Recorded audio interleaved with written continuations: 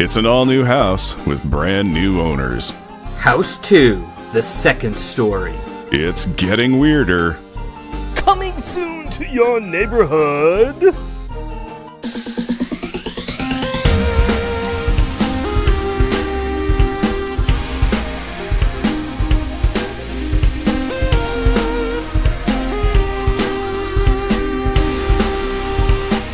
Welcome, dear listener, to our podcast, Jeff and Rick present Unpacking the Power of Power Pack, where we journey through each issue of the most underrated Marvel series of the 80s while drinking beer. analyzing awesome and amazing adolescent adventures and absorbing alcohol. I'm Jeff. And I am Rick. And I am Al. My random and your banter were sitting by the fire. My random told your banter. Random banter time, buddies. Tell me a tale of things that have been going on. Aiko, I ache. Do, do, do, do. Do, do, do, do. Aiko, I ache. Going through to my head, I'm like, what is it? What is it? Well, on that colorful note, it's color in my ears, I would like to introduce our guest, Al Sedano, host of the Resurrections, Adam Warlock, and Thanos podcast. It's a fun show. It's a show. It is, in fact, a show. It is a show. Much like our show. It is a show. It is a show. You're not Professor Frenzy, but you are a show. Because we have had so much Warlock and Thanos in this book, I guess all over the place. You just don't see it. It's behind the scenes. I mean, it's in the Marvel world setting, so yes. Yes. And, we all know that Power Pack really secretly got their powers from the Infinity Stones. And that's all about Thanos and all about Warlock. So why don't you tell us why you, a guy who has just wrapped in the warm, loving glow of Thanos, decided to come on to our show and talk about the good kids of Power Pack. Yeah, I think Thanos is actually known as the Hugging Titan. Yeah. Yes. I think so. He hugs until it hurts no more. Yeah, he takes away the pain. So, why did you want to come on our show? Because, besides liking you guys, as opposed to hating you, which is usually a good reason to go on a show. That could not possibly be the reason. We are not that well liked. It's the only reason I go on shows is just to go, oh, what are you doing on our show? I hate you. And I want everyone to know it. Click. Done. Yeah, that's my contribution. Don't call me back. That's why we don't get invited on any shows. I don't get invited on any shows. You get invited a bunch. Anyways, this is about you, Al, not about Jeff. Oh, yeah. Why not me, Jeff? What's the difference, right? I feel like I'm looking in a mirror. I mean, if I was looking. Really, it's not a pleasant sight. Aww, that's so sad. You came to my home and insulted me. Every other week. That works. So what brings you to Power Pack? Because before reading anything from any indie publisher, or before anything from DC, or even like the X books or the New Mutants, or before any of the cosmic stuff, there was Power Pack. Mm-hmm. Wow. This is the thing that started it all for me. Back in the day, we're talking mid to late 80s, I was known in my family as a big reader, and my uncle worked in recycling. No jokes about Italians in New York, New Jersey working in recycling, please. We're from the West Coast. We wouldn't even know where to start with that joke. Mm-hmm. It is a stereotype we are unaware of. Our ignorance in this case is bliss. Yay! Is your bliss. Yes. He would get comics from there, like old ones that I don't know how he got them, but he did. And of course, his only interest in them was to see what he could sell to make money. Mm-hmm. But if he had ones that weren't worth anything or duplicates and stuff, he let me take them so I could read them. So I had a stack of books, bunch of comics to read, including Power Pack number 3. And eventually and I loved it, especially that one. That was my favorite out of all of them. And eventually my little 10 or 11-year-old brain realized, you can still, you could buy comics, like new ones, not just what you get from him. Mm-hmm.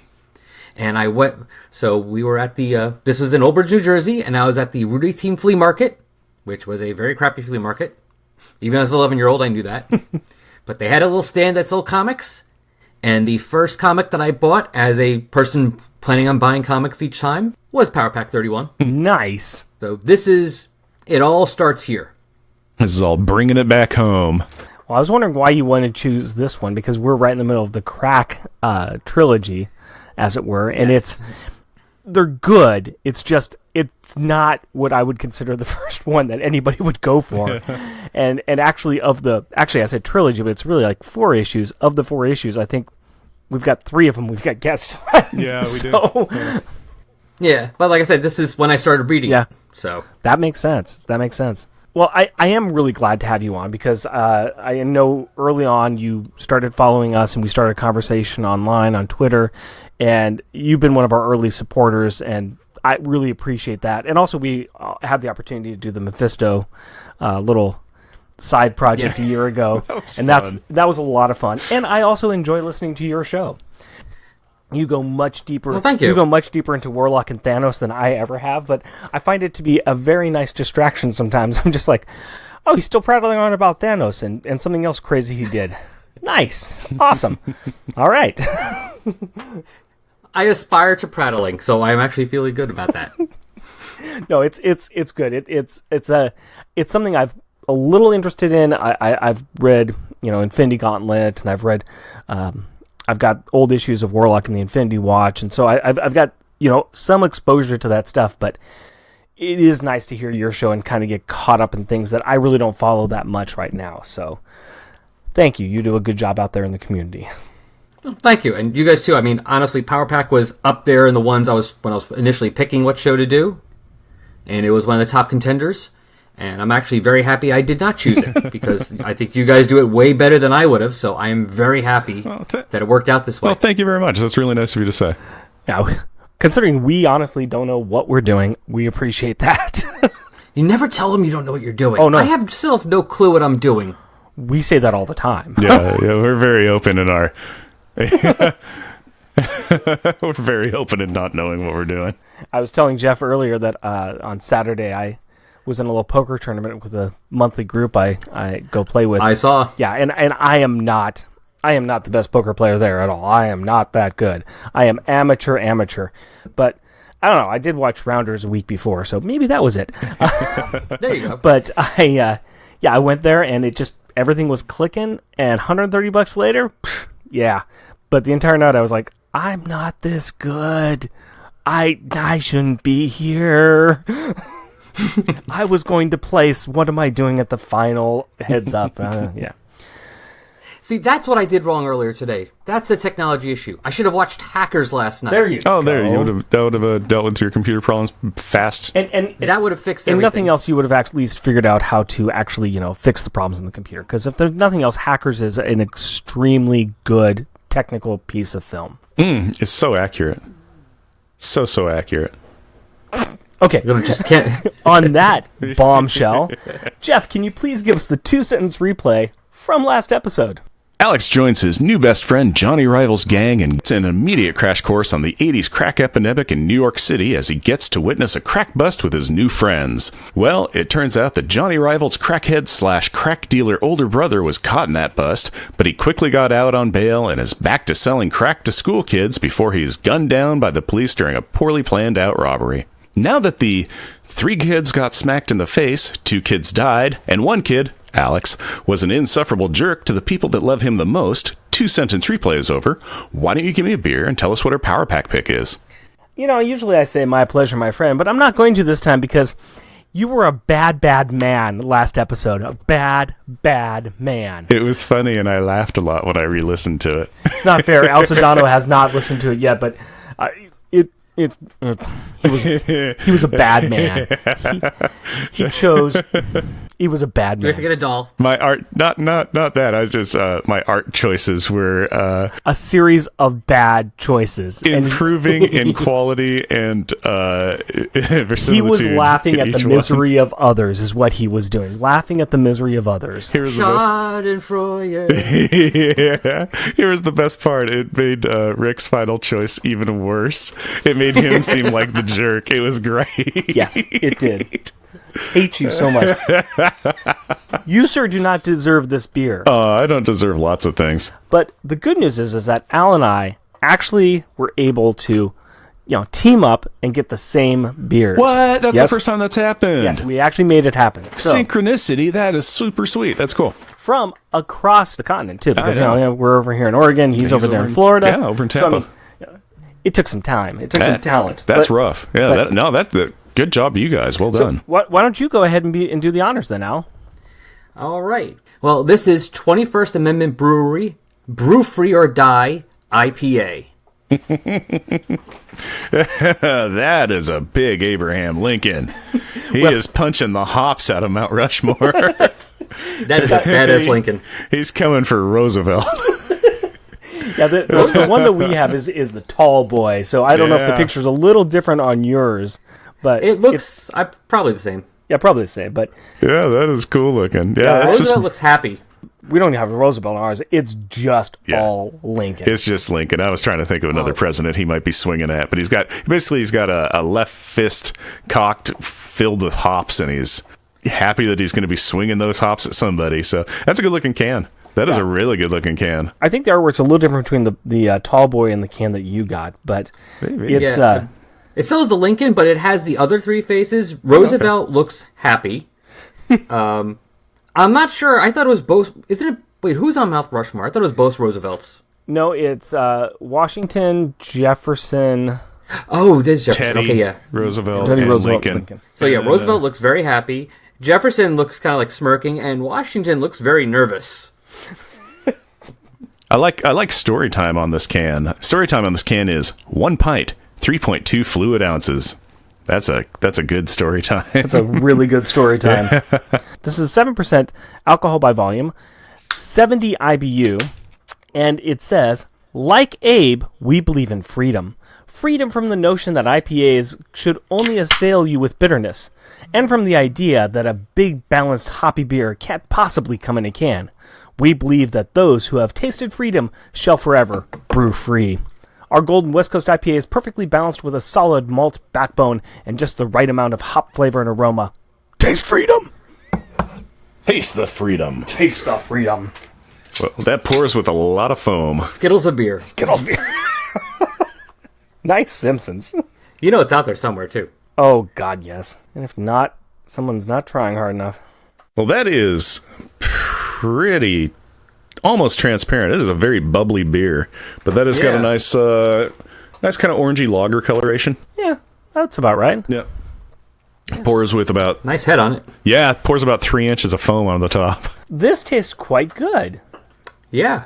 Yeah, it's very reminiscent in flavor to the, the Mecha Panda, Robot Panda that we had on our Patreon. Yeah, it's good. It's not very hoppy. No, it does have a... It's got the hop bitterness in the back there. I am tasting in the back of the tongue, but it's not overpowering. It is not overpowering. It has got a little bit of a kind of a sweet flavor going for it. Mm-hmm. Nose on it is very mild IPA. It's got a nice body to it. No, I like this. This is This is an IPA that I would drink. Yeah, well, because it's hiding its IPA-ness, not really in like other flavors. It's just very subdued. Right. It's 7%. Yeah. That's not light. No, I'm very surprised by that. Yeah, that's a good kick. Yeah, because IPAs usually I'm like okay with, because too much hoppy. I'm not a fan of too much hoppy. Exactly. But this is like just enough hoppy. Yeah, me and Rick are predominantly stout drinkers, and so we've been drinking a lot of IPAs for the show because tying in the theme to a beer is like, oh, well, there's a lot of IPAs around that kind of tie right in, and so we've actually been drinking some that are quite tasty, and this is fairly decent. This is pretty okay. Speaking of tying in, Jeff, why do you think that this ties into the book? Oh, what is it? Brew free or die? Is it because crack dealers want to make crack and Alex wants them to die? Yes. The reason why we bought this is because we said that crack cocaine is very reminiscent of cracked rocks, which is what Mount Rushmore is made of. That is exactly the reason we bought this. Okay. No, it's not. Al, why did we buy this? Well, because for one thing, we have... What are the other three kids doing in this issue? Not much. They are... They are doing a play about the immigrant story. Yes. They're being very patriotic, including Miss Julie in the Statue of Liberty costume. That her mom made. I see how you brought it all around. Exactly. Okay. Normally I'm better at this. Normally I can kind of guess what the tie-in is, and I'm like, don't know, but I like Honest Abe. So. Plus, I didn't think of it till just now, but it actually, at least the artwork on mine even works with that. You got Abe on his own while the other three are together. Yes. Abe is a name that starts with an A. Al Alex. is a name that starts with an A, so it's very reminiscent of you as well. All right. Nice. All right, we're tying this in. Tying This is it all working in. together. We have our beers. Let's move on to the issue at hand with the opening credits, if you please, Jeff. Power Pack, issue number 31, August 1987, Crackdown. Credits: writer Louis Simonson, pencils John Bogdanov, inks Hilary Barta, letterers Joe Rosen, colors Glennis Oliver, editor Carl Potts, editor-in-chief Jim Shooter. Featuring Power Pack, Alex Power, aka Destroyer. He disintegrates matter, turning it into energy, which he can expel into energy balls. Also Julie Power and Jack Power and Katie Power, known as the other kids appearing in this film. Guest starring Thanos, the mad genocidal warlord from Titan, and Adam Warlock. Hey, whoa. Hey, Al, you got the wrong comic. You got the wrong show. Come on, man. Keep it together. Oh yeah. Sorry about that. Yeah, those guys are not appearing in this comic, but we do have the supervillain team Trash. We'll get to them later. And also the Power Pack's parents, who still do not know their kids are superpowered powerhouses. Moving on, or picking up from the immediate moments after last issue, Alex and company are still on the scene of a robbery gone bad. The paramedics are moving the late Rip rival into an ambulance as the kids recount the occurrences of last month's comic issue. They could have just listened to my 2-sentence replay. Except for the reality of quantum physics and time travel. At least they did not turn them into a baby. What? Dude, watch Endgame already, would you please? Seriously. I want to. I am so behind on all my media. It's called a 2-year-old. Alex is really upset and runs off from the rest of the pack while shouting that he is mad as heck and he's not going to take it anymore. And so Alex is either trying to get a part in next year's play as Howard Beale, or he's determined to find a supplier of the crack that Rip was selling. Actually, it looks like Alex might have a plan here. Really? Are you sure? Because it seems like he's just going off half-cocked. No. He's all the way cocked. Okay, listen to this. Check it out. What he wants to do is, 1, find a supplier. 2, 3, rid the world of all drugs. Maybe 4, profit, but that's probably Jack's plan. Yeah, that seems more like a solid Alex plan. Big picture, no details. And speaking of no details, he costumes on and then disintegrates a garbage can in an open alley in broad daylight. Julie quickly costumes on and clouds up the area to give him cover. But the nearby crowd now thinks that there's a fire in the alley. Really showing everyone a practical exercise in leadership, ain't you, Destroyer? Well, the kids fly out with Alex still protesting. Cut it out, you jerks! Yes, jerks! What the heck did you think you were doing back there? I'm gonna find the place where they make that garbage, and I'm gonna smash it to splinters. Wow. Again, in a sarcastic voice. Great plan. Dude, Al, you're supposed to say that in a sarcastic voice, not read the directions. Oh, sorry. Like this? Is this better? Luckily for Alex, the gods of efficient storytelling and perfect timing are smiling on the blonde boy because he spies a drug deal going down in a park nearby the old Grand Hotel. This is the most amazing drug deal in the world. I mean, the kids are hundreds of feet in the air, and they see a guy holding a bag of crack, giving a couple of vials to a junkie who's waving a fistful of cash. Real subtle there. But probably accurate. I mean, what do I know about how New York drug transactions went down in the 80s? After this transaction, Alex demands that they play Follow the Leader, which they do, for over an hour as he walks uptown past Gray's Papaya. That's pretty specific. Where do you get that from? Some amazing artistic clues in John Bogdanov's artwork. And Google Maps. Modern technology is so awesome. Except when it completely fails us when we're trying to record. Except for them.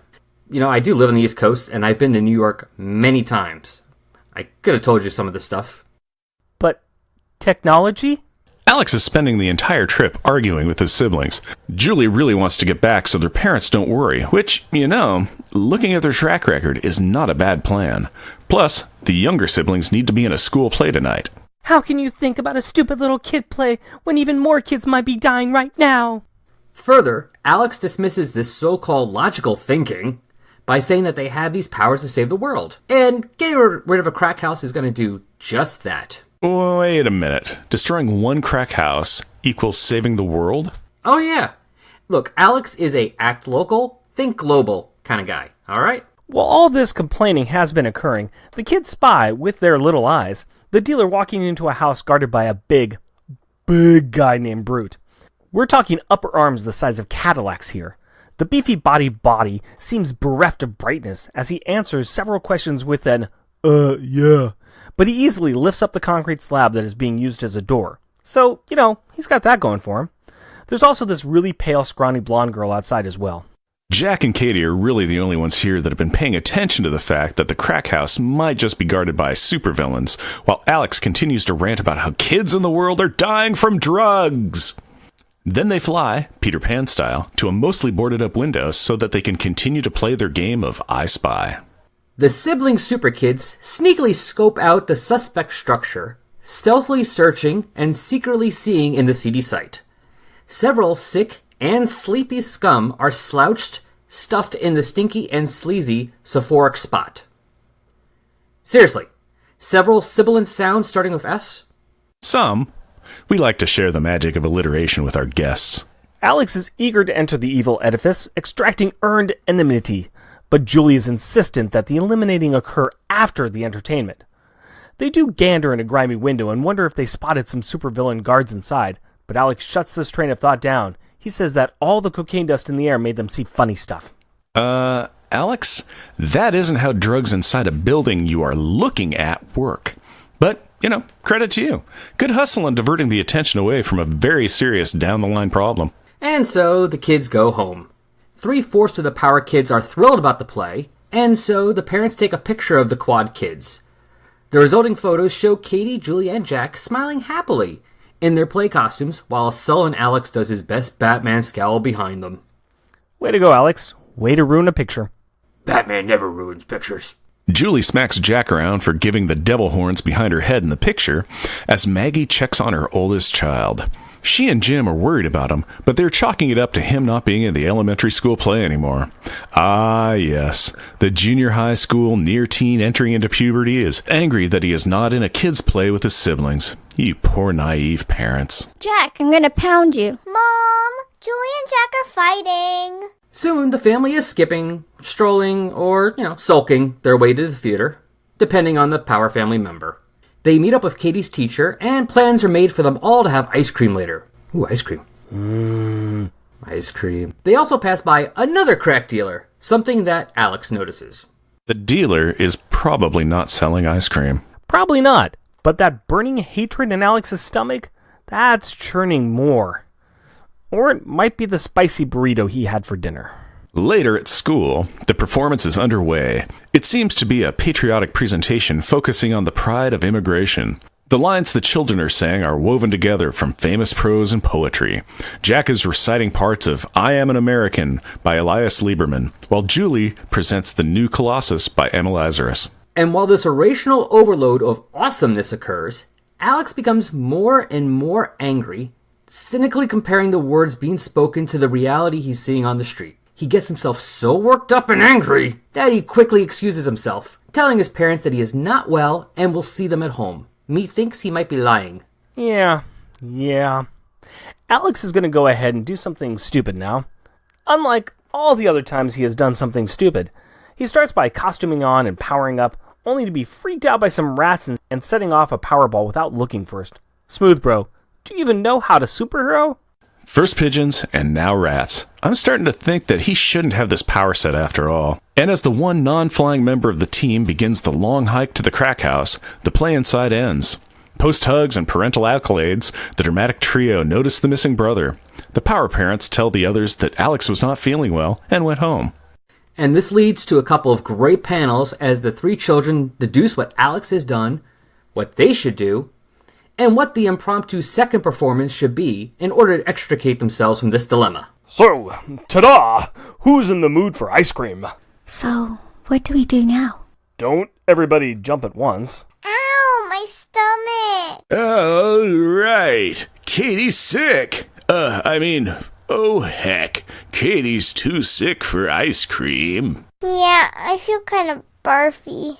Jack and me'll take her home. Right, Jack? You go out with Mr. and Mrs. Johnson. Bye. Have a good time. Even though these three thespians throw out a thorough, thrifty thread, the thought of withdrawing falls through. Thankfully, this thesis is through.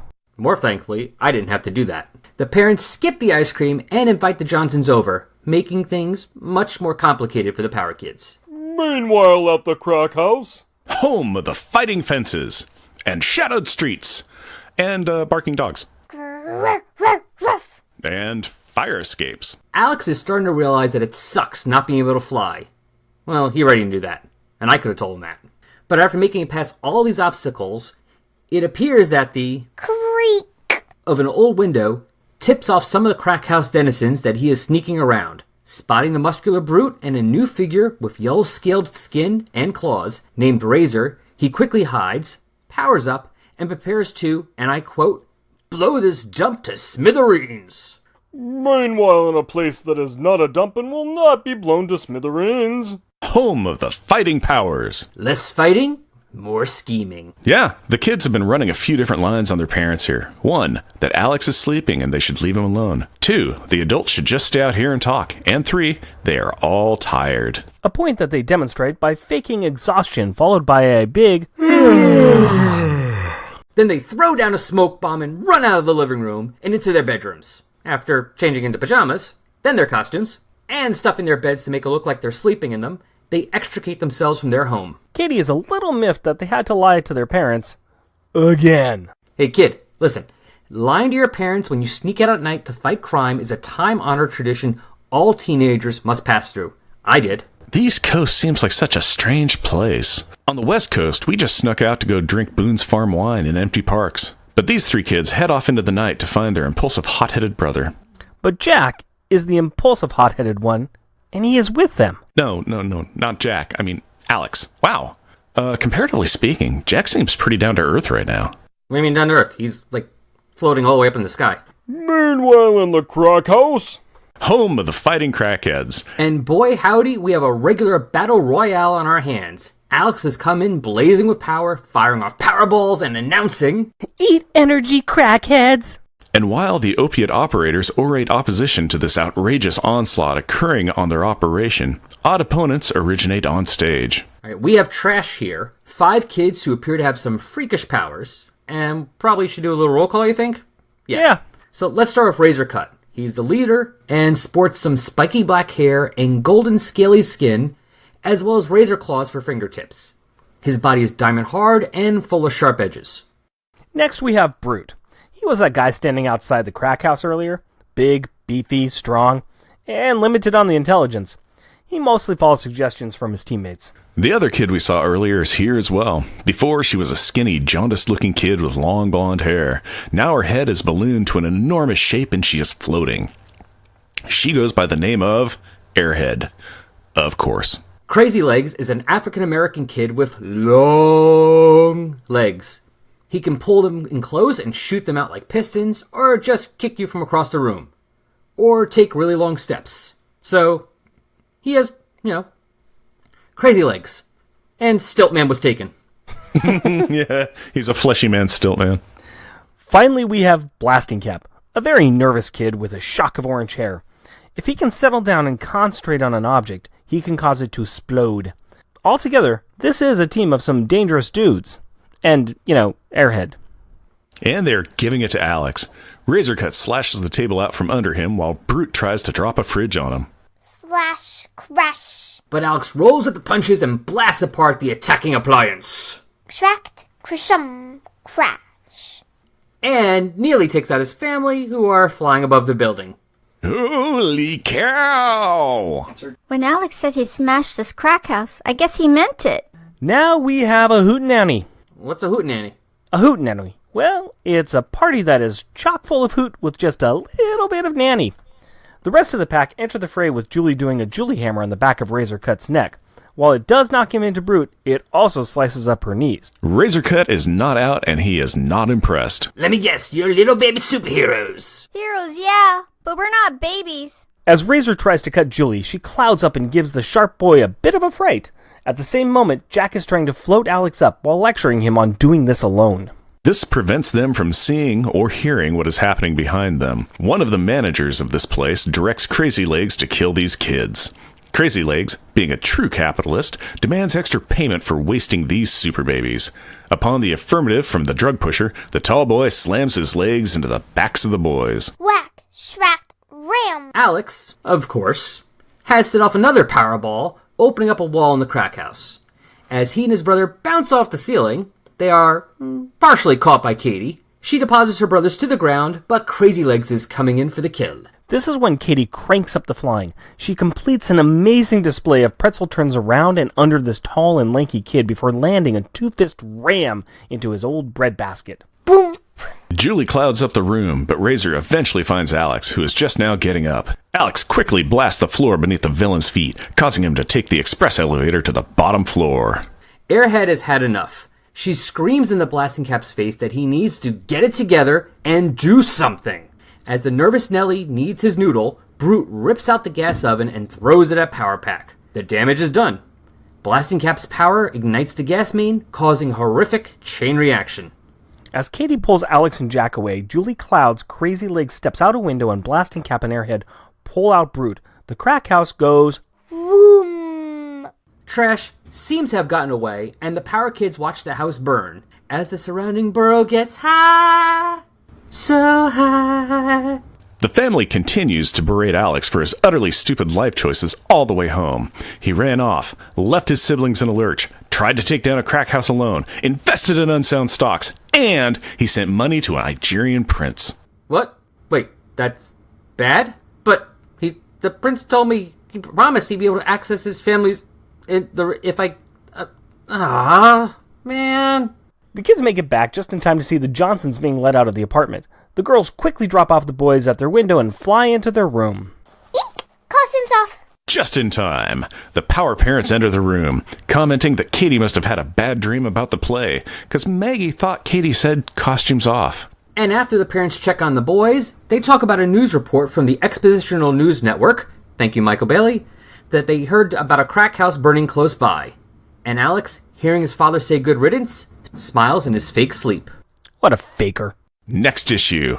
It's the final countdown. Do-do-do-do. Do-do-do-do-do. Do-do-do-do. It actually, isn't it called The Final Solution? It says The Return of Trash and the Garbage Man. Yeah, it is, but I wanted to sing. I don't want to hear it. I want to look at this cover of this book. I want to go to Power Pack Packaging. Okay, we can do that. So, this cover, we have got it drawn by our favorites, John Bogdanov and Hilary Barta. It's another good John Bogdanov one. I actually kind of like this one. We've got Trash, and it's introducing Trash, who are beating the stuffing out of Alex. Brute has got Alex's arms pinned back, and Alex is all energized up. Airhead's coming in from the side with a hypodermic needle looking freaky as anything. He's getting slashed across the stomach by Razor Cut. Blasting Cap kind of like in the foreground shadow, and then kind of hovering above because the really long legs is Crazy Legs, and he's kind of punching down. So it's, they're all attacking on Alex. Yeah, it's not a scene that happened in the book, but it is very, very, very close. Yes. Except for Airhead coming at him with a hypodermic needle, which is just all sorts of janked up, in my opinion. That's wrong, and we'll find out next issue why that's wrong. That does not happen otherwise, so I like this. It's a really action-packed scene. What do you guys think? Yeah, it's a good cover. It showcases basically what everybody except Blasting Cap can do in their, it's like these are the villains that they're going to be facing. You almost get an idea of what all of their powers are.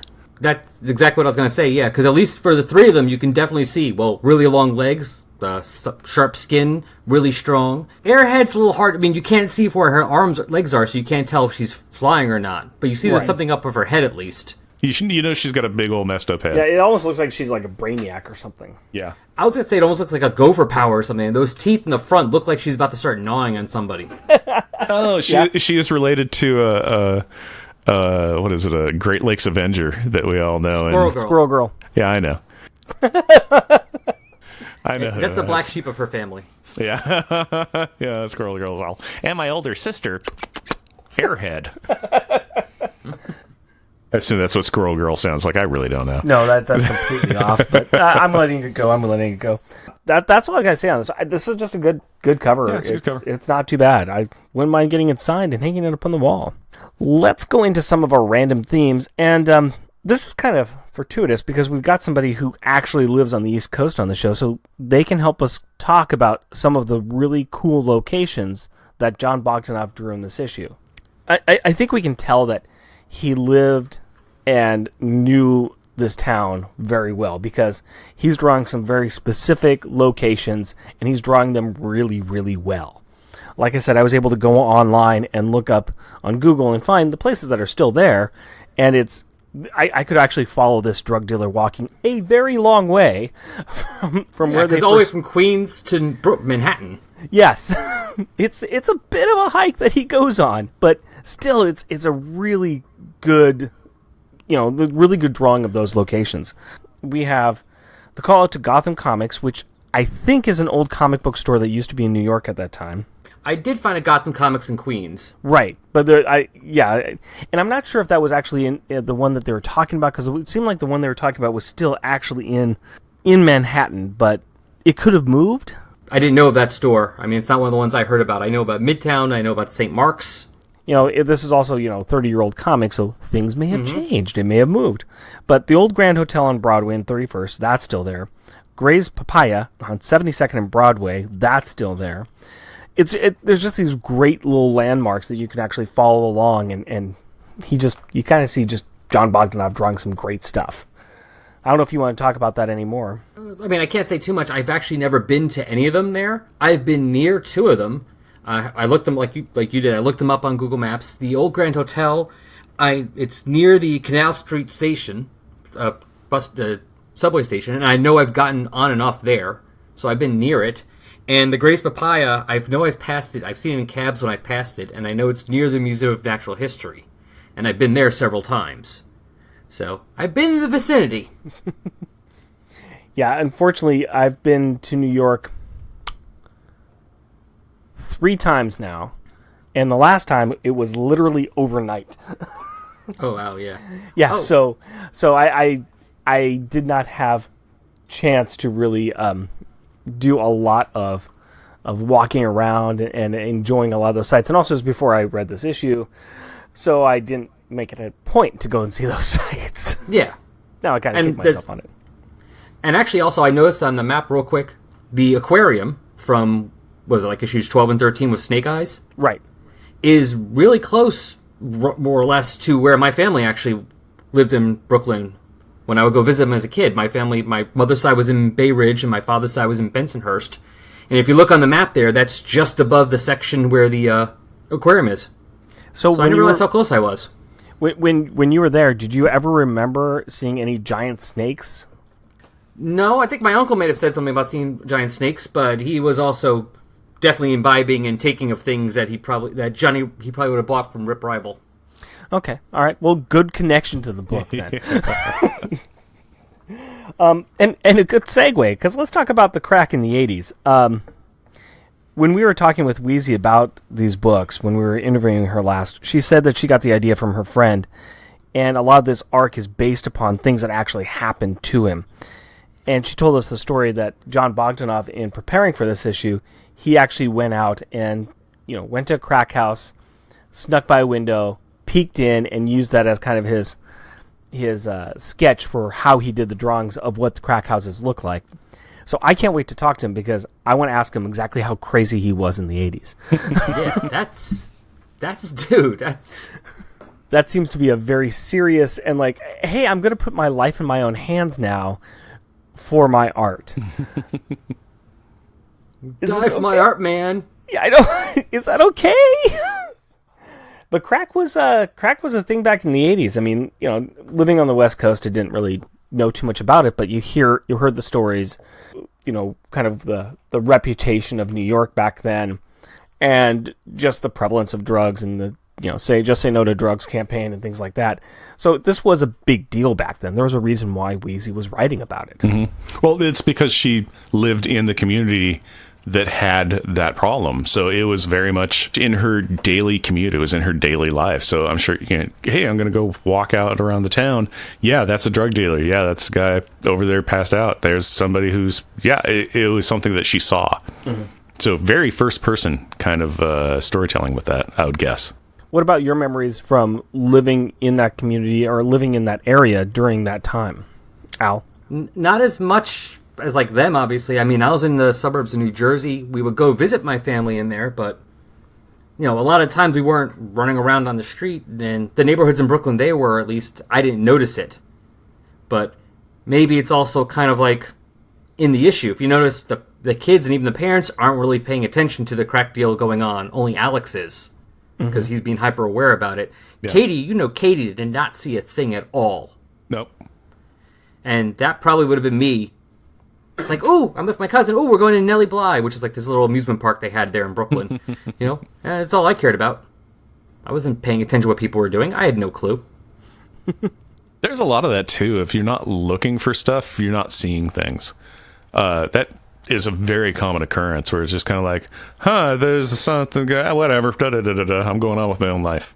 And that could be very key with what we see Alex and the rest of the kids like, just like you were saying, Al, in this book. We have, the kids have walked around New York together, they've done a bunch of things, and they haven't seen this or experienced it. And then all of a sudden, Alex sees it firsthand. He's only now seeing it because he got to have the experience in the previous issue. Right, and that's the thing. He's now introduced to it. It's like I started working at FedEx a long time ago, and once I started working at FedEx, I saw FedEx trucks everywhere. Yeah. It's that mindset that once you see it, you actually see it, and you can actually pick those things out. And so now he's looking for it, and he knows it's there, and he sees those dark shadows, which we might just pass by. We probably see a lot of this stuff too, and we live in Portland. This stuff happens in Portland. We walk around, we go around different places. It's that blind eye. I don't want to look over there because there's something going on there, and I just don't want to see it. I don't want to realize it. Yeah, and Alex is forced into it because not just seeing it, what happened, but I mean, he saw somebody get killed because of it. I mean, right. Well, he didn't just catch a deal and happen to be noticed about that. Right. I think it's a very realistic. Okay, besides trash and the power, and the powers the power kids have, I think it's a very realistic thing that here's this actual thing that's occurring. We're going to bring superpowers into it, but here's what the kids are seeing, and here's the reality of what actually happens. Speaking of superpowers and trash, let's talk about trash. What's our first take on these kids? Do we like them? Do we not like them? There's some problematic elements about them, possibly. I was just gonna say they're a little hard. They're fine. They have superpowers. They're whatever. Okay, it's great. Strong guy. Okay, stretchy leg guy. Claw guy. Fly girl and explode. They're almost the X-Men. Sure. Almost, really. It's just like, Blasting Cap can be Psyche, Razor Claw can be Wolverine, or Razor Cut. Airhead could be, I don't know. Beast. Oh, no, Beast. Airhead could be Angel. Angel, perfect. And then, Brute could be Colossus. So, it's like there's a lot of analogies with that. That being said, it's kind of a racial sort of kind of stereotype might not be right, but there is a pretty kind of obvious puzzle piece that can be put on here. Yeah. There could be kind of a generic rubber stamp that would be like, well, of course the basketball playing African Americans got really long legs because that's why he plays basketball, and of course the big strong dumb guy and the the Asian guy is well, you've got the Asian. It's kind of hard to tell exactly what ethnicity Razorcut is, but I think that it looks very Korean to me. Yeah, I think we get some of the Asian influence there. And that's what I was thinking too. Yeah. Airhead. She's a blonde. She's an airhead. She's blonde, but she's also jaundiced too. So it's kind of we don't know. Yeah. Blasting Cap is just he's an Irish kid, I guess. I don't know. He's just your carrot-topped, scared kid who... I'm sure the only reason he's using his powers is because his quote-unquote friends are telling him to, and the only reason he's with them is because he has no other choice. In my memory of this comic as a kid, I remembered that they got their powers not unlike Cloak and Dagger, and that they were... I think it was a drug experimentation thing with them. But there's nothing in these books that says that. In this book or the next book, and it's where I prescribe to it, that they because they're involved with this, they got their powers through something like this. They say that they don't do drugs, they just deliver them and stuff, and they've got some family members that are hooked. But in my mind, I just prescribed, they are drug users because of kind of how they're presented. I could see that. To get a thorough grounding in their characters, if you go on Google and, well, I only did this for Razorcut, but if you look them up, you will find out a lot of information about them, such as Razorcut was in a couple of Power Pack issues, and he's got diamond sharp skin and claws. Okay, so this is actually just a bit you're doing right now, right? No, this is about all the information that I found of them. Yeah, it was just looking up Razorcut. It was like, there is nothing on these kids. They barely. I don't even know if they really got used afterwards. I think Razorcut got to be in a couple of different comics, but I think you're right. I think that this is basically it. As far as they were introduced in Power Pack, and they just have never really come back at all. Yeah, there's not a lot on there, which is a little sad because we've got these characters. They are somewhat stereotypical on some levels, but you know what? We have some minority and characters. We got some characters of color here. Hey, we possibly use them? I was going to say, even as a kid, I always thought, even though they were trying to kill them, or so they said they were, they didn't come across as like, we're here to do evil. Right. It was more like I think it's crazy, like says, I have mouths to feed. Yeah, they're trying to get paid. That's all. Yeah, he's not even saying like, I want money. He's saying, hey, I need to take care of people. And I always got the idea that like, if they kept using them, they would have been not like Avengers Masters of Evil, but maybe a bit more of the more modern X-Men and Magneto. You know, kind of like a bit of a shadow version of them. It's like they're not really villains in the fact that they're looking to do evil. It's just like, hey, we got to survive and we got to make money and we have powers and that's pretty much the only thing we have going for us. So let's use them to make some money. They exist on that strange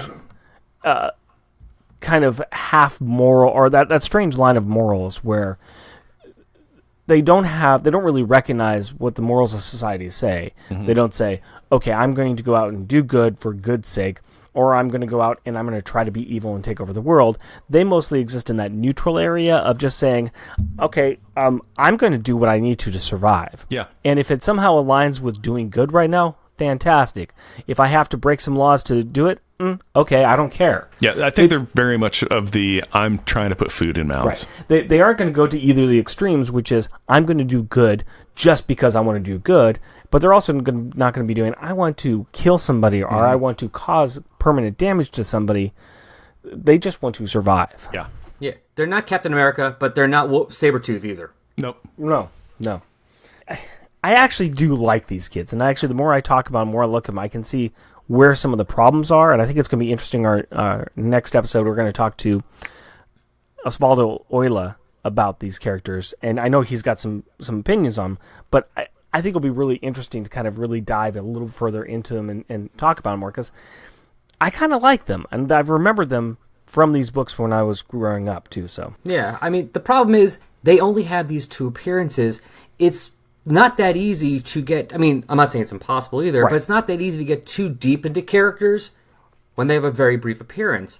Right. So it's a lot easier to look stereotypical when they just kind of show up, are there, and go away, as opposed to sticking around and having like some story arcs about them, being a lot of the things, seeing different sides of them, and they become more well-rounded, and it's not just, oh, well, the African-American guy, well, he has long legs, and we're going to put it, he's wearing a basketball jersey because that's why he played, and that's it. Boom, done. Unfortunately, because they have 2 appearances, not saying it's not, and there isn't anything like that there, but it's just if they had more, they might have been more fleshed out characters. They had the potential, I think, of being like a good shadow thing for Power Pack, like a good, not shadow, but like a counterbalance to them, or opposite viewpoint. Yeah. Although I don't see them being as kind of nemesis or completely opposite. Like I said, they fall into that more neutral category, so they're willing to. I think any of the instigation with them between them and Power Pack would actually come from Power Pack's side. I could see them doing team ups. I could see them doing, we have to fight each other because we're on different sides of whatever the crime that's going on. It would have been interesting to see them in future issues, but they a bit like Cyanex from New Warriors. If you remember that. Yes. I recently reread the end of New Warriors just to see exactly where Alex was in that, and Cyan-X, yes, very much like Cyan-X, who kind of like, hey, we're kind of friends with you, but we are kind of the evil side of you too, but we're kind of friends. Eh? Yeah. Depends on the day. Depends on the day. I'm going to go ahead and take this crack trolley down to the stacks and break out my library card. I'm full of some interesting segues tonight. Yeah, you're doing great segues. I like the fact that you're then calling them out, going, that was a segue. I like to clap my own back, because nobody else is going to do it for me, sir. Nobody. Not a single person. Yep. I'm going to talk about the 2 poems that were part of this issue. During the play that the 3 younger kids were in, Julie Power had the main role where she was dressed up as Lady Liberty, Statue of Liberty. Jack was saying some of the poems, she was saying the other poems, but during the play they were pulling out 2 specific poems. I Am an American by Elias Lieberman and The New Colossus by Emma Lazarus. So I'm an American, which is a patriotic poem that was first published in 1916 in the periodical Everybody's. And this poem is a very interesting look. It represents a nameless, sexless individual that is discussing or talking about a litany of different generic American sites or occurrences or ideas. The poem places the individual as a part of the actual fabric of the United States, as part of the air, part of the land, a part of its history, and kind of places them into the symbolicism of not only the Statue of Liberty, but also of the flag itself. This is a recognized and repeated poem that is very much about what it is to be an American, what it is to feel proud about it being American, and the reasons why you make your vow to be an American and to live for and die for the country. And as I'm saying this, I'm also thinking, you know what? Today's 9/11 that we're doing this recording, so it feels very apropos that we're talking about it as well. Because if there's any time in the most recent memory, probably especially recently, but I think that the nation came together as one under one idealism or one identity. It was following 9/11 when we all had a very strong sense of pride about being American and as a response to the terrorist attack. This poem is it's a reason why it's brought up a lot is because it really speaks to those feelings and those ideas that are very, very deep within what it is to be a part of this country, even though the country is made up of immigrants.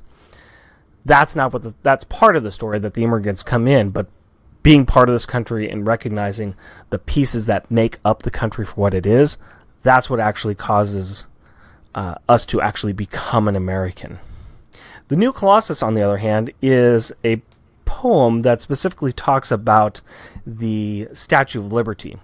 And it is pointing out what the Statue of Liberty means and what it represents to us in America and to the world itself as being somebody who welcomes people into this country.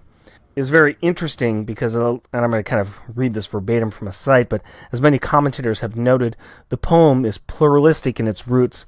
It is an Italian sonnet composed by a Jewish American woman contrasting an ancient Greek statue with a statue built in modern France.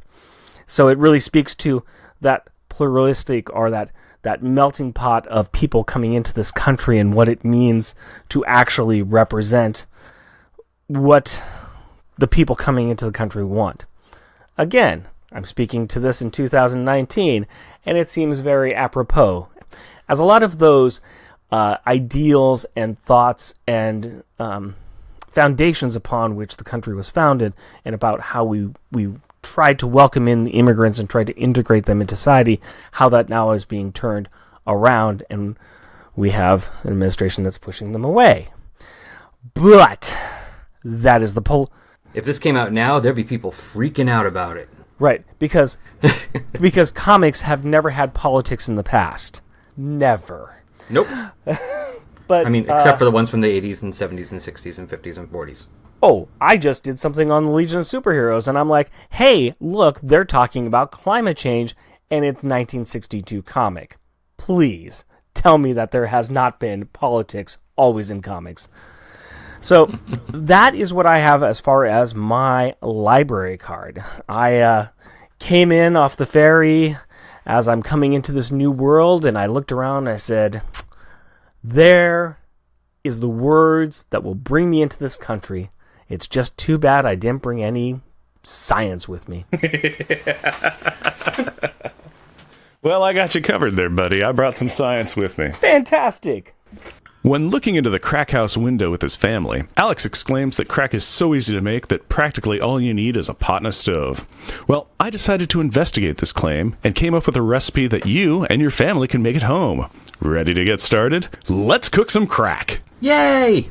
Gather these common ingredients: 1 sleeve of saltine crackers, 1 cup of packed dark brown sugar, 2 sticks of unsalted butter, a 1/4 teaspoon of kosher salt, a teaspoon of vanilla extract, and 2 cups of semi-sweet chocolate. Next, follow these steps. 1. Preheat the oven to 400 degrees Fahrenheit. Line a 10-inch by 15-inch jelly roll pan with non-stick aluminum foil, making sure that the foil completely covers the bottom and sides of the pan. Line the saltine crackers in a single layer on the bottom. 2. Make the caramel sauce. Place the brown sugar, butter, and salt in a medium-sized saucepan. Cook on medium heat, stirring frequently until the butter melts.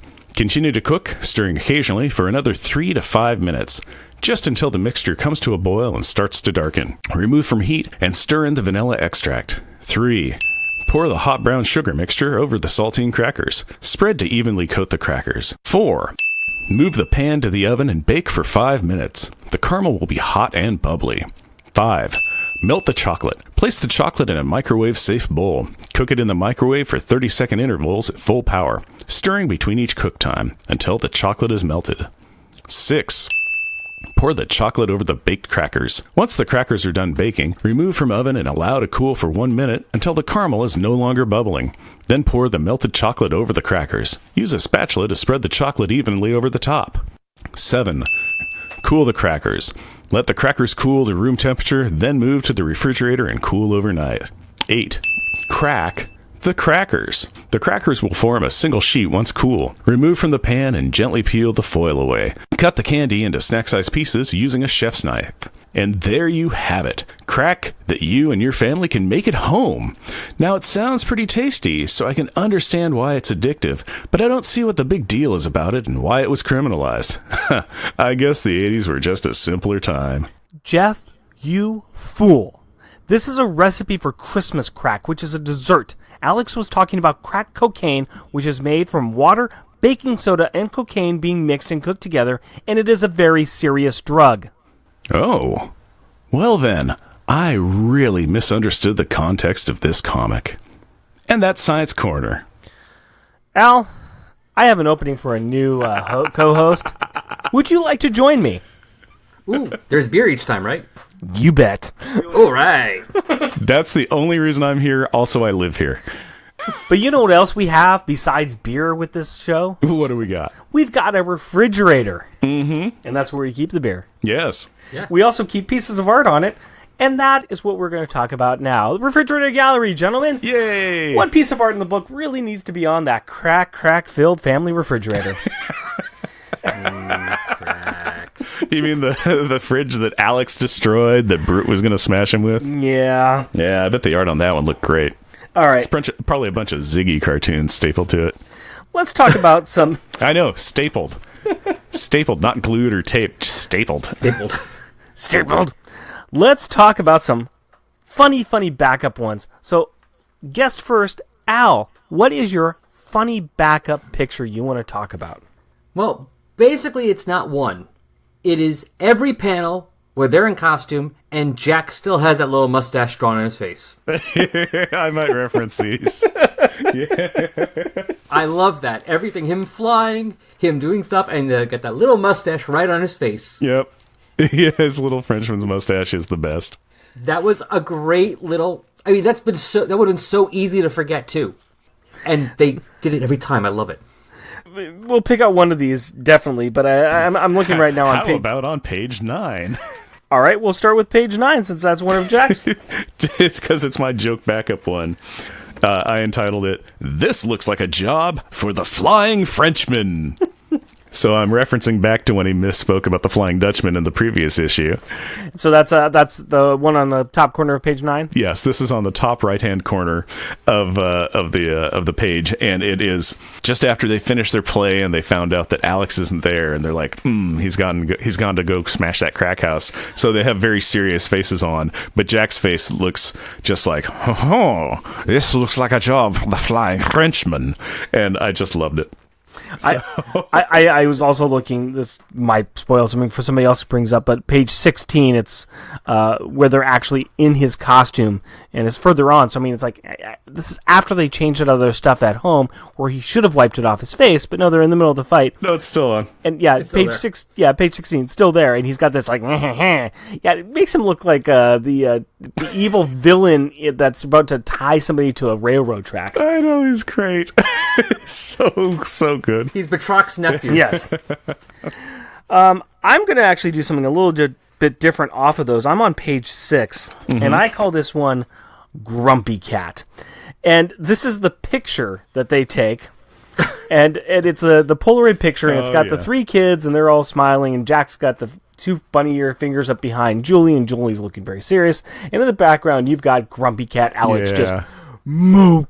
Yeah, he is in serious mope mode. So that's my Grumpy Cat. Yeah, I like the panel under that too, where he's in the exact same position and he's got his fingers twined, but his thumbs up steepled, and he's just like, it's like he's got a lot of deep thoughts going on. What about your top funny one, Al? What do you got for that one? Well, it's not going too far away from where my backup was. It's just not in costume, but it's page 12, panel 2. Jack said to him, Alex is asleep in there. Yeah. I mean, with that smirk and the mushroom. Oh, yes. That is a fantastic one. I thought about grabbing that, and I was just like, no, it's too on the nose. That, and also, I also like Julie in this one, too, with that the big smile. fake big smile. They are hamming it up like crazy. Oh, Actually, God, yeah. And now that I look at my thing, this is actually my top funny one, too. And the acting award goes to. Yeah. It's basically all 3 of them for a group ensemble work. Yeah, they did a really nice job there. All right. What was your top funny one? My top funny one is on page 3, and I call it The Flying Frenchman and His Amazing Friends. This is on the middle right-hand side of the page. It's just all of them showing their powers. Jack with his Frenchman mustache is carrying Alex, Jack's being carried by a flying Katie, and Julie's in the background with her, in cloud form. So they're all very serious. Powers are going. Yeah, very serious faces. Except Jack's wearing a mustache. Yeah, except Jack has his. Well, if he's got to be a detective or a flying investigator, he has to have a mustache. Let's move away from the funny ones. Although knowing you, Jeff, I think we're going to see more of the mustache. You don't know me. I know you very well. You might know me, Al. And I know what you did to me last issue. I was still so great. I'm still so proud of myself much for that. I don't trust you anymore. Dude, just happy as can be. Isn't it great? Don't trust you. Tell us what your backup favorite panel is. Okay. My backup favorite one is actually a bit of a transition between funny and that, because it's still Jack and the mustache, but it's page 4, the first panel. I like the way it's drawn with them flying there, but Alex flipped upside down, yelling at Julie. Yeah. Yes. Yeah, they're still following the crack dealer. But at this point, it's Alex, Jack, and Katie following the crack dealer. Alex and Julie are busy fighting. Yeah. And Alex is just bent over and upside down and is yelling at her. And yeah, that is a funny picture. It's a one that sticks out for me too. It's a neat thing in this issue too, is that honestly the kind of Alex is focused, and all of them are focused, but only Jack and Katie are really focused at the matter at hand. Right. It's we're following this guy. It looks like there's superpowered people here. If you look over here, it's like they're being the observant ones, where Julie's like, we gotta go home, and you're being dumb, Alex. And Alex is like, kids are dying. And the other kids are very like, what I think happening here, we should probably go over to this area. Yeah. Having had 2 siblings, not 3, but 2 of them, that does ring true to me. What about you? What's your good one?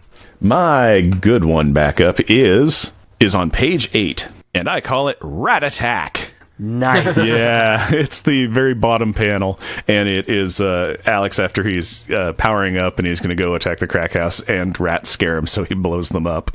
It's just first of all, it's funny to me, but also it's just a great looking thing because it's very much an alley scene, and it's got the Powerball, and it's got rats flying, and there's trash. It's like, well, a lot of work went into this kind of little joke panel, so I was very impressed by it. Yeah, no, I that's a good one. I like that one a lot. I'm going to move all the way back to the end, and I'm going to, for mine, is on page 14, and it's trash on display.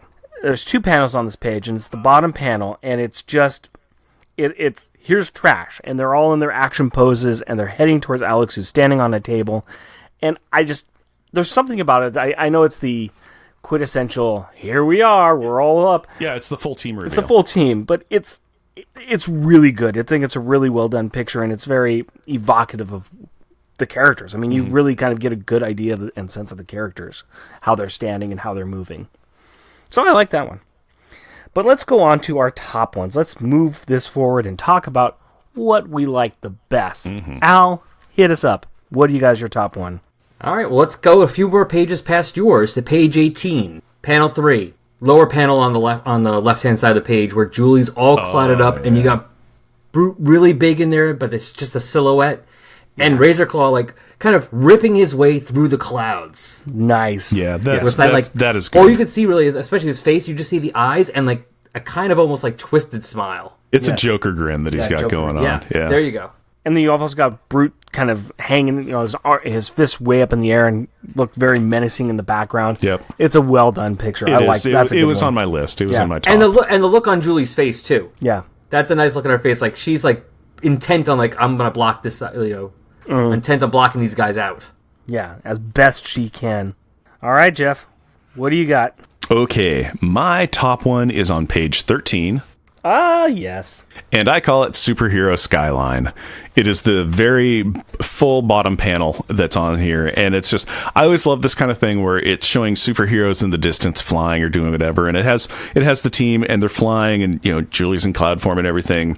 And there's some, like building structure on the foreground. And in the background is a very kind of like blue scale, really nice drawings of actual buildings.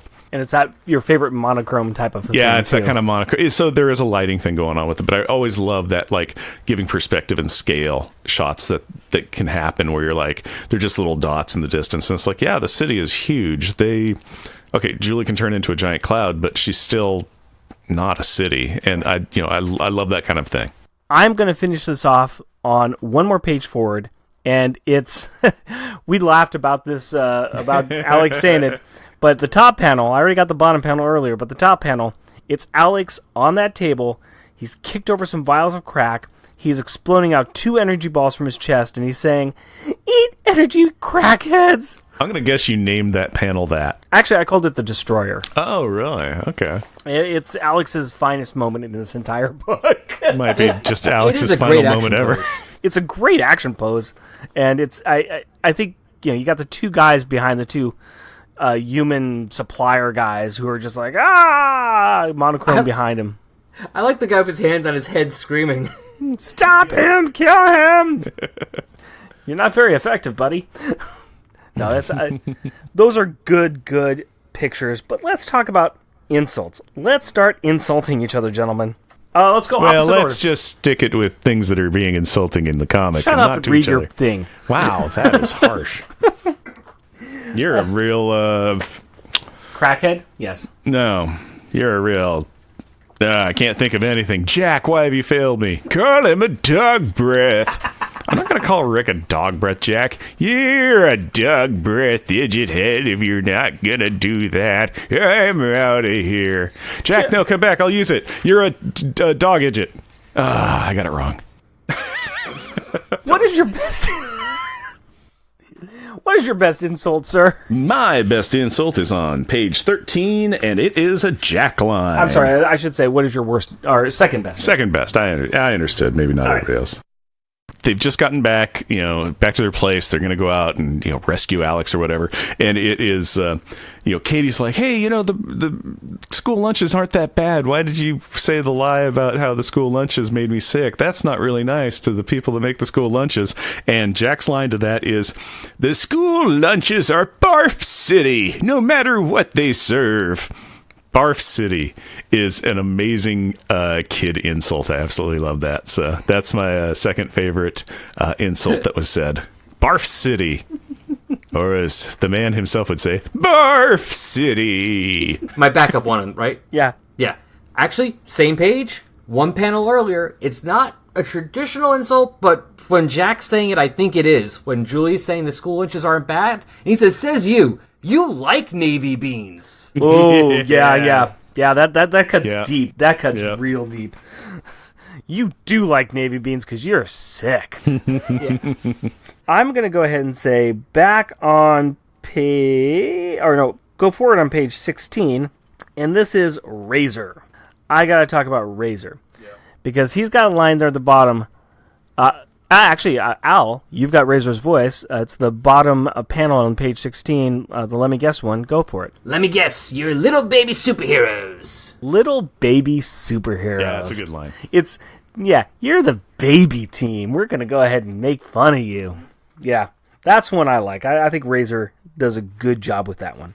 Back around to you, sir. What's your top one? My top one is on page 3, and it's an Alex line, and it's in the bottom right-hand panel. And it's after Julie is telling him, it's like, hey, we got to get home because, we've got a play to go to tonight. And Alex is all, how can you think about a stupid little kid play when more kids might be dying right now? Stupid little kid play. I just like stupid little kid play. If you put... Yeah, it's just like, not only is it a little kid thing, which is dismissive, it's also stupid. It's like, oh, that's mean. So I thought that was a pretty good one. I liked it a lot. That almost made mine, too. That almost became my backup. And if that was not your backup, what is your top one? Ah, yes, my top one is Katie putting crazy legs in, throwing some shade at crazy legs on page 18. Uh-huh, yep. When he tells her that's what you get when you mess with professionals. And in an awesome display of power and ability. Uh-huh. Flies all around him, confusing the heck out of him, and then plowing right into his stomach, going, yeah, that's what you get. Yeah. Katie did a fine job taking down crazy legs. Yeah, she's great. We are going to stay on page 18, and if you wouldn't mind taking a look at Razor's last little monologue on here. You mean when he goes, what's with you cowards? If you wouldn't mind reading that one for me. Sure. What's with you cowards? Fessing up? Running out? Go! And leave these baby heroes for trash.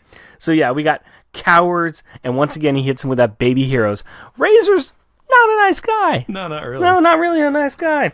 I want to talk about the detention. So let's go ahead and talk about the best and worst. We're going to go ahead and start with the worst, because if we don't all have the same worst, I'm going to be disappointed. All right, let's just all blurt out his name in 3, 2, 1. Alex. Julie. Oh, what? What? I know. I was surprised. You've got Julie? Yeah.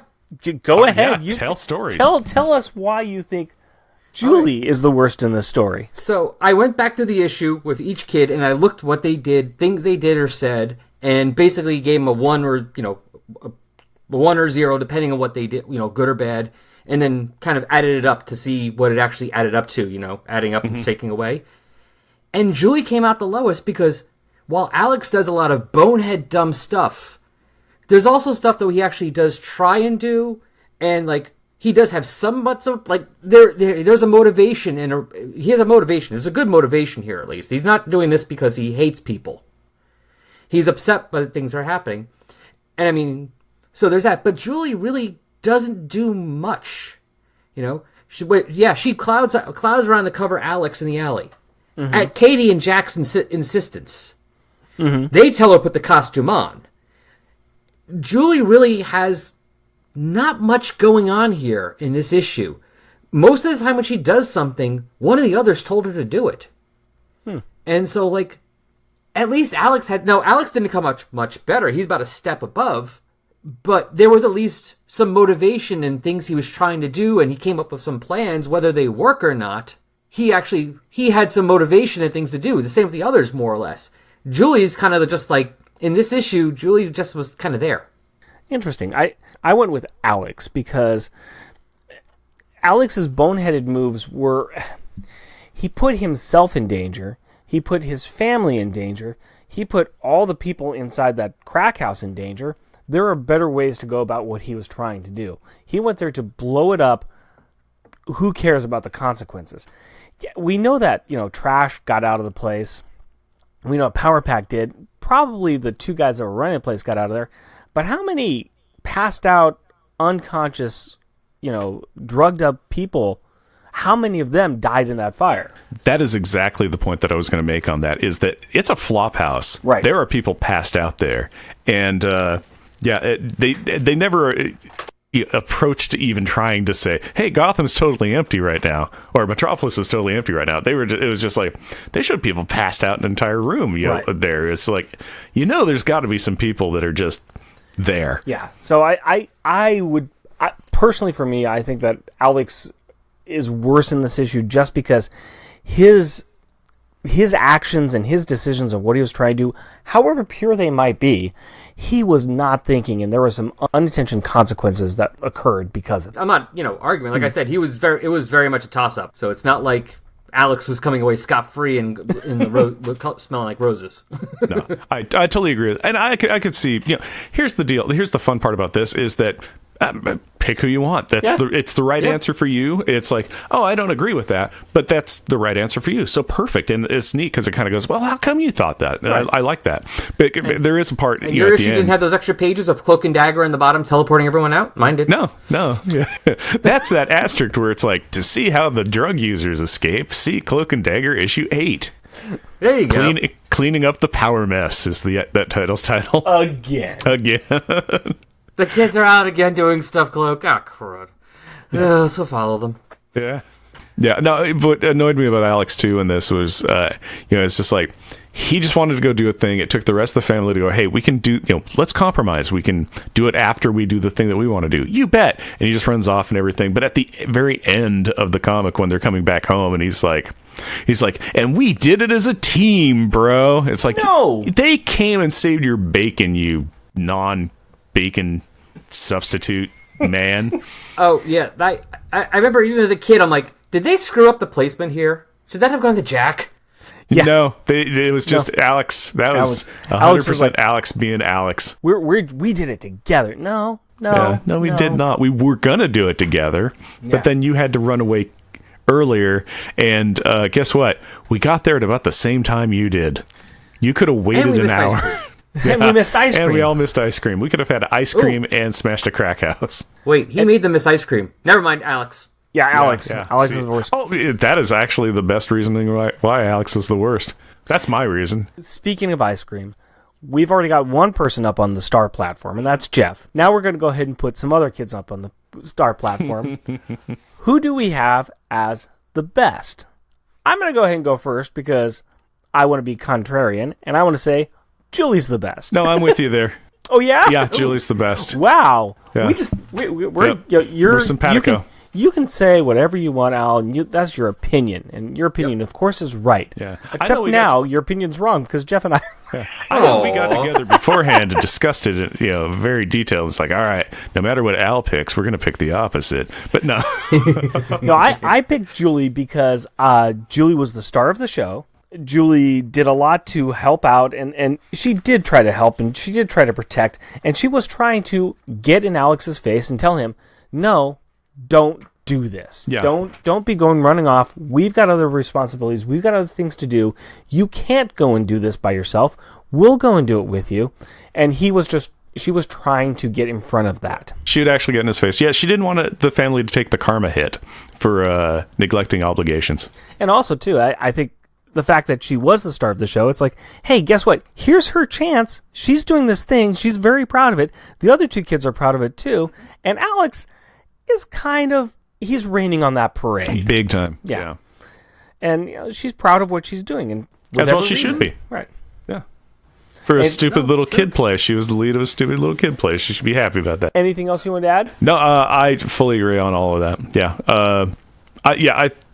It was honestly very much a toss-up between the three other kids, where it's like you could pick any one of them, and I'm like, yeah, they did a good job, because it was a very Alex episode. Yeah. But yeah, it was just the aspect that Julie was like standing up to Big Brother leader and going, no, what you're doing is not right here. We need to do these things. So Right. yeah. Well, I mean, the Julie option, actually hearing your debates on it, that's actually pretty good and makes sense. I mean, completely wrong, of course, but good. Of course. Yeah, correct answer. I was going to It's say, Katie. could be totally wrong. Katie. I'm sorry, Katie. Okay, yeah, Katie was a great choice. Katie does some awesome power stunts in this book when fighting. Yes. Katie is like one of the ones who like figures, like in the beginning when Alex starts freaking out, is the one telling. I believe it's actually Katie's the one that tells Julie, "Hey, cloud cover." Mm-hmm. Katie is the one that actually. Well, it's Katie and Jack too, but I mean, Katie's the one that's paying attention. Once they're like, "Okay, we're going to be following this guy. All right, we're going to follow these guys." While they're arguing, she's paying attention to what they're doing. And it's Katie's the one that actually comes up with the plan of her being sick so they can try and sneak away. Because Jack and Julie don't have an idea what to do yet. They're following her lead. So, like, throughout this issues, I'm looking for, like, good, bad things the kids did. And there's plenty of times where Katie... I mean, I think the worst is probably, like, issue, was it 16 or 17 when they first meet Franklin, where she's just a brat. Yeah. Yeah. Just to be, like, a brat for a brat's sake. Here, like...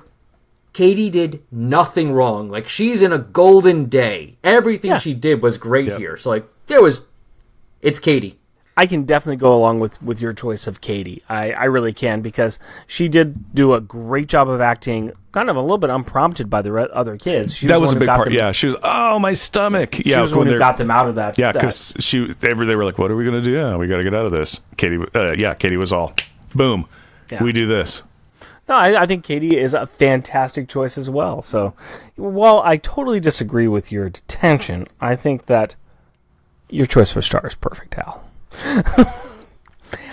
Moving on to G count. Just burn it through real quick. It was 0 G force. So Alex said 0 this time. G average is now at a flat 1, and that makes sense because whereas down to Earth has the gravity of 1, and we're as down to Earth as we can be in the middle of this crack storyline.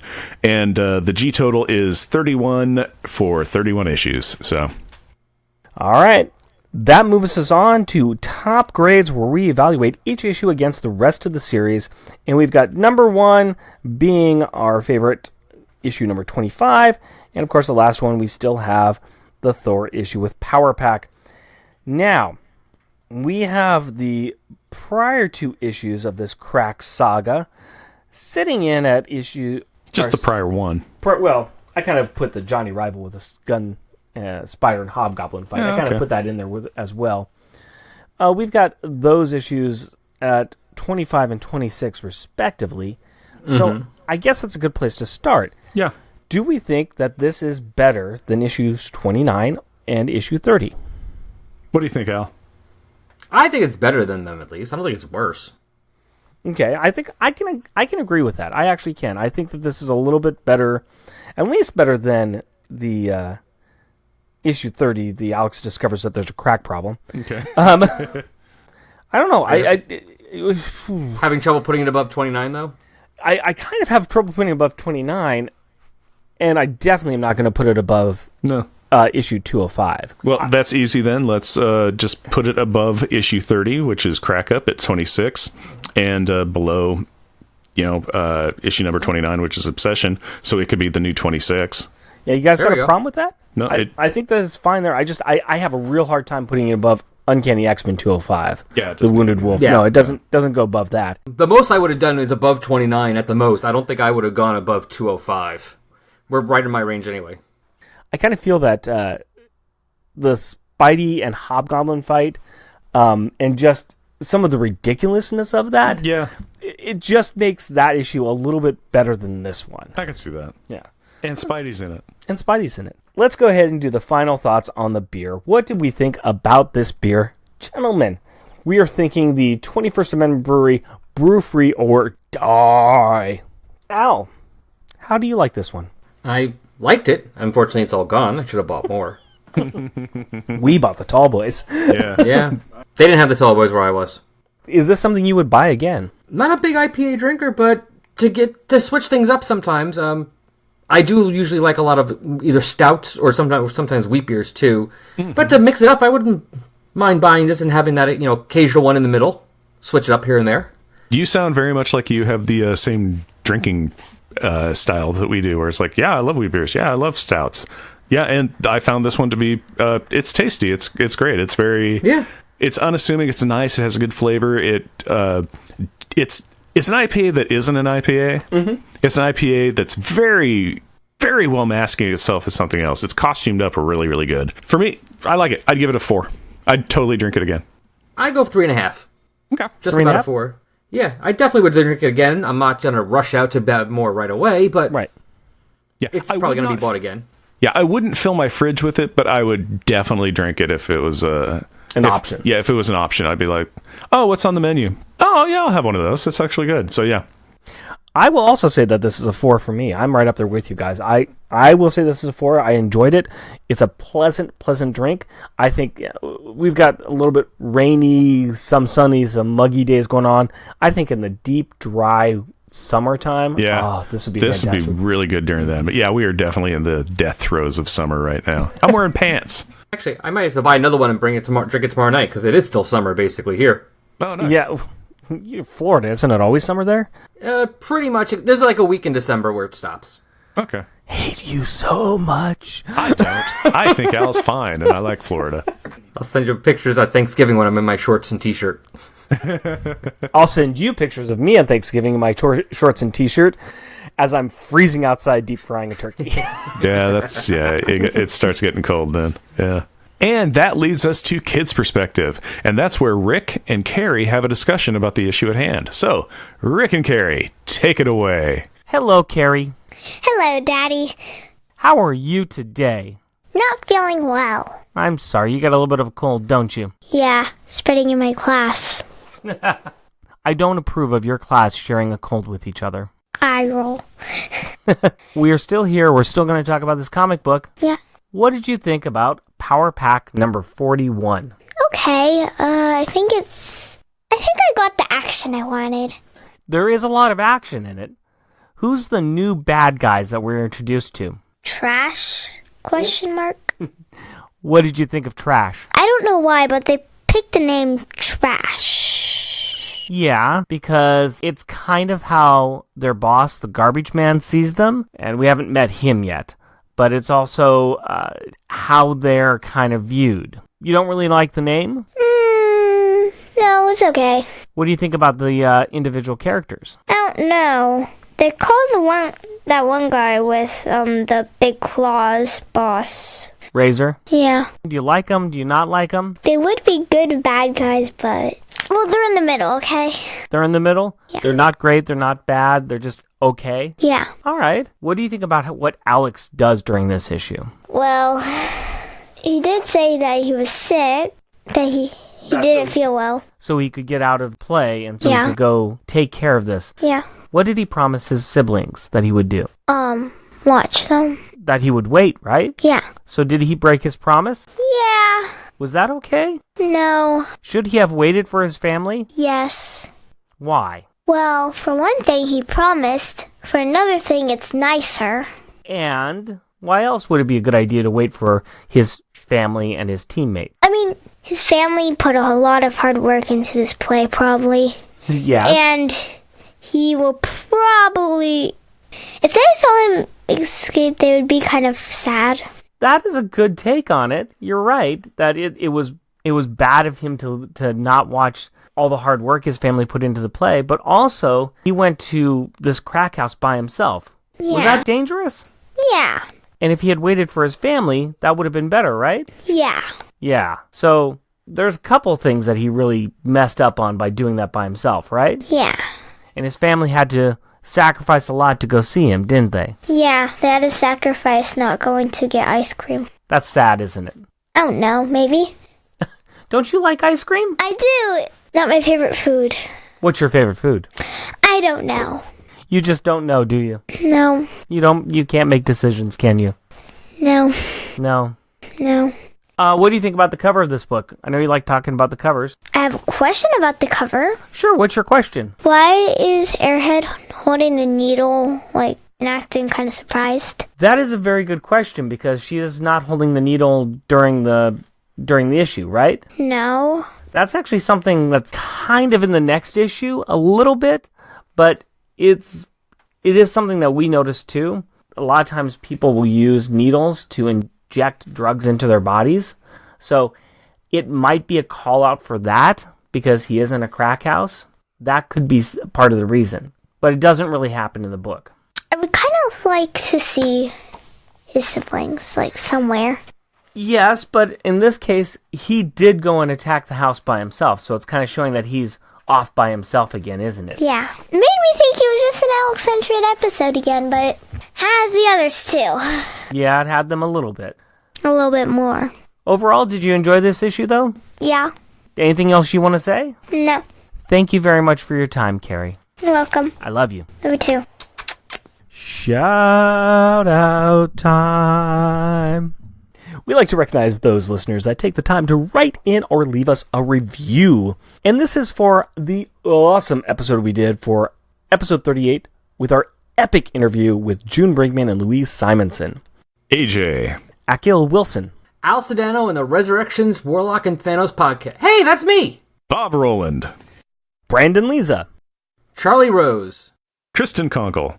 Christopher Bush. Chuck Gears. Clinton Robinson and the Coffee and Comics podcast. Colin Stapleton and the worst comic podcast ever. Slike Braun. Dan Bors. David Adler. Dyphon C. Gary Key. Gene Hendricks. Gibson. Green Lantern HG. Hoover Jeremiah. Ian Jackson. Jeff Polier. Jeremy Daw. Jeremy Wiggins. Jerome Haynes. Julie Power Fan. June Brigman. Keith Baker. Kofi. Let's Talk New Warriors. The Long Box Crusade podcast and Weasel Skull. Louis Wheezy Simonson. Ah. Mal keeps forgetting sunscreen. You and me both, brother. Max Traver. Mitch Gillian and the Nerd Out. The Portland, Oregon's premier nerd bar. Nicholas Prom and the Comic Reflections podcast. NZ Waffles. Paul Dune. Power Pack Nation. Radioactive Dog Welder. Rustin LF. Sean and the Secret Wars and Beyond podcast. Tim Price. Come on down. Thor Edison. TK Hulk 2.0. Yenna. And we have a 5-star review on Apple Podcasts from Bradley Man 612. Two guys who are enjoying beer and underrated comics, also with Science Corner and Kid Perspective, a combination that makes sense with the comic they are covering.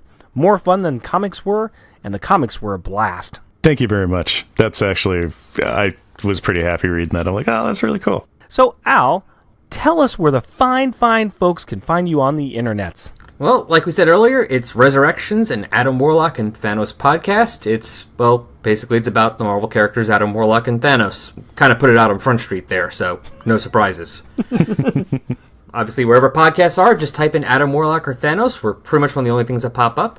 Main page usually is Tumblr, resurrectionsadamwarlock.tumblr.com, or just find me on Twitter at AdamThanosPod. And be sure to check out the other shows that we're on, Rick Meets the Legion, which you can find at Comic Reflections, and our Junior Agent submissions on the MI6 Rookie Agent episodes of On Her Majesty's Secret Podcast. Also, I have been a guest on a couple of shows recently. You can find me on the Long Box Crusade Saturday morning matinee show discussing Flash Gordon episode 7. I was also on the Cheers cast discussing season 2, episode 7, Old Flames. And we have some merchandise available on Redbubble. Right now it is just t-shirts and stickers around our logo, but we will try and come up with some more fun stuff for our fans. Go to redbubble.com and search for Unpacking the Power of Power Pack. And thank you very much for joining us, Al. This has been a hoot. And a half. And an Annie. Jeff and Rick Present is a bi-weekly self-produced podcast recorded in front of, a sort of live audience in Portland, Oregon, and in Tampa, Florida. If you would like to interact with us through the magic of the internet, you can do so through Twitter at Jeff and Rick Present, our Facebook page, Jeff and Rick Present, our email address, jeffandrickpresent, all one word, at gmail.com, or at our website, jeffandrickpresent.wordpress.com. And if you would like to help support our show, we are on Patreon. You can find us at patreon.com, Jeff and Rick Present, all one word. We are a supporter of the Hero Initiative, And we will be donating 10% of our Patreon donations to this great cause. We encourage everyone to give what they can to this worthwhile organization that helps creators who provide us with such great content. Go to heroinitiative.org to find out more. Please rate and review us wherever you can. Tell your friends about us and share your love for us on social media. And as always, we want to thank the powerful people in our packs. My wife Cindy and our daughter Carrie. My fiancée Hillary and our daughter Aurora. And my wife Kim. We love you. Until next time. Costumes off. Our theme music is 80s Action. Also featured in this episode is Netherworld Shanty. All music is by Kevin MacLeod at Incompetech.com and is licensed under Creative Commons by Attribution 4.0 license. And barking dogs. That's our host of the Warlock Thanos Resurrection podcast. Did I get that right? Yep. Close enough. It's How they Adam screwed up. Warlock. What is it? Resurrections and Adam Warlock and Thanos podcast. Okay. Big guy named Brute. We're talking upper arms the size of...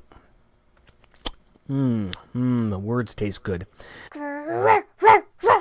The sibling super kids sneakily scope out the suspect structure, stealthily searching and secretly seeing in the seedy sight. Several sick and sleepy scum are slouched, stuffed in the stinky and sleazy Sephoric spot. Seriously, several sibilant sounds starting with S? Some. We like to share the magic of alliteration with our guests. Bravo, sir. Bravo. Was that okay? Do you need me to do it again? You No. did it in one. That was pretty great. Perfect. My wife heard me practicing that several times last night. She's like, what the hell are you doing? You practiced? practiced? That's adorable. Yeah. Wow, we never. Yeah, we just come in cold and then go, what the heck did I write? Why did I get this line? Yes. And while this oration... Orational. Yeah, orational. Orientational. Orational. That too. Oh. No. Wrong Jack. Sorry. Go ahead. No, I don't even know where I was going. Meanwhile, in the... we don't either. Eat energy, crackheads. It really is the best line of the book. Every time I flip through the book and I see that, it's just like, oh, Alex, you tough guy. I couldn't have said that any worse. And the way you said it was mwah, the chef's kiss. You know his voice cracked at that exact moment when he was trying to sound tough, too. Let's see if Eat energy, crackheads. It'd be even better if it ended on a question mark. Like, eat energy, crackheads. Eat energy, crackheads. There's the crack in the voice. Perfect. That's a Foley work there, moving the mic back and forth. Thank you. Yeah, that's, wow. We'd like to...